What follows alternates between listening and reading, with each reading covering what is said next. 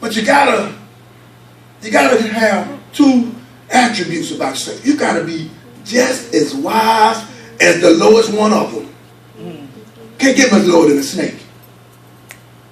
And you got to be as harmless as an innocent dove. God said, in other words, I want you to be tough, and at the same time, I want you to be tender. I want you to think hard, and all I want you to do is love soft. God said, I want you to be still, and I want you to be feathers. Whatever it is, God said, I want you to be as wise as a serpent, harmless as a dove, and you got to understand that you got to do this in the midst of enemies that's trying to destroy you. Yeah. Amen. I mean, God, that's a tall order. I can't do that. God said, I know you can't, but I can. All right. And I need yielded vessels. I need people who are willing to live a life that's pleasing to me. So the first thing I want you to see that God gave me, he said, to be a dedicated believer. We need dedicated believers. What do you mean dedicated? First of all, dedicated means I am committed to the cause. What is the cause? The cause is God's glory being manifested throughout the entire world.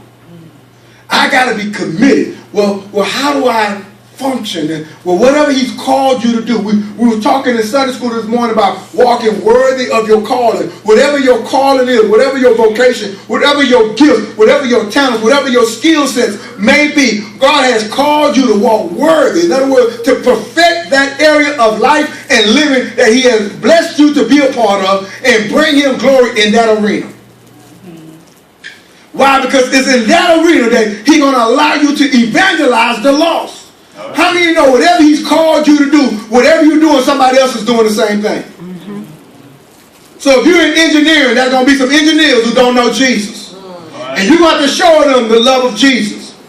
There's going to be some engineers that don't have church homes, so you have to pastor them in the field.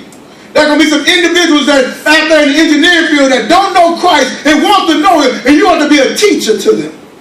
That's why God said he gave some apostles, some prophets, some pastors, some evangelists, and some teachers. Why? Because he wants you to be all that to them. Because they may not ever grace the presence of a church, but they can grace your presence. And God said, do they see me in the life that you live? And so we look at it. He says, a dedicated believer must deal with the problems of our culture today. An NFL player shoot his girlfriend and then shoot himself, kill himself. Yeah. A week after that, another NFL player drives drunk while intoxicated, hit a curb, flipped his car, killing his best friend in the car. This week, we have a young man that goes into an elementary school, killed the students, his mom, other administrators, even if someone in his own home and they believe to be his brother.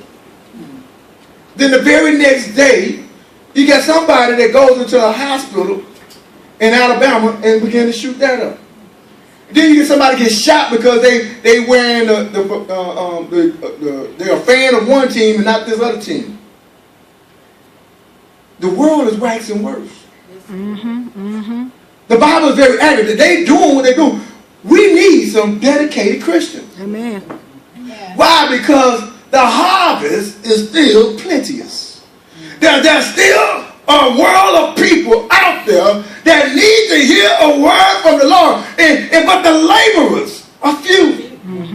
All right. And let me tell you how few it is. Because for those of us who really believe that God's word is true, according to the Gallup poll, only 4% of the people in America that say they trust in God believe that the Bible is actually true. All right. It says close to 300 million people in America. 80% of the 300 million say they are Protestant believers. In other words, they identify themselves with the Christians. Now, that number encompasses Jehovah's Witnesses, Mormons, and everything else that throw Christ in the middle of his word, of their title. So we know automatically they don't know this to be true. So that takes away from that 80%. And then you got people that don't want to be bothered by other Christians say, I'm a Christian too. I believe Jesus died for my sins. Because they don't want you to say nothing else to them. So we got them, but they never go to nobody's church. They not involved in no ministry. They just say they're Christian and they go to church on a couple times a year.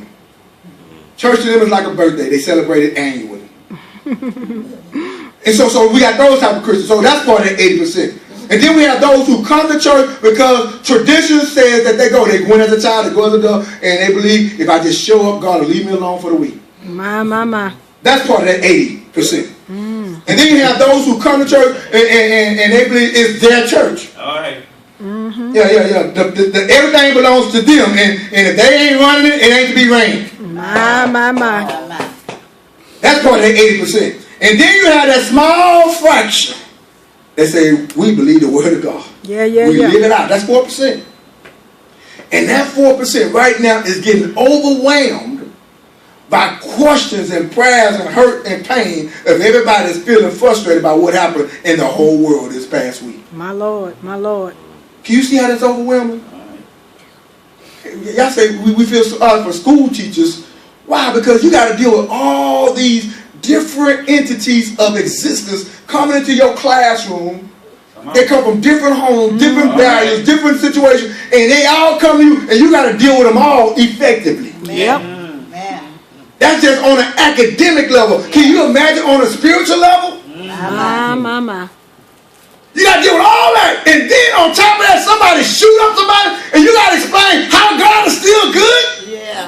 How he's worthy of all the praise. We need some dedicated Christians. Yeah, Lord.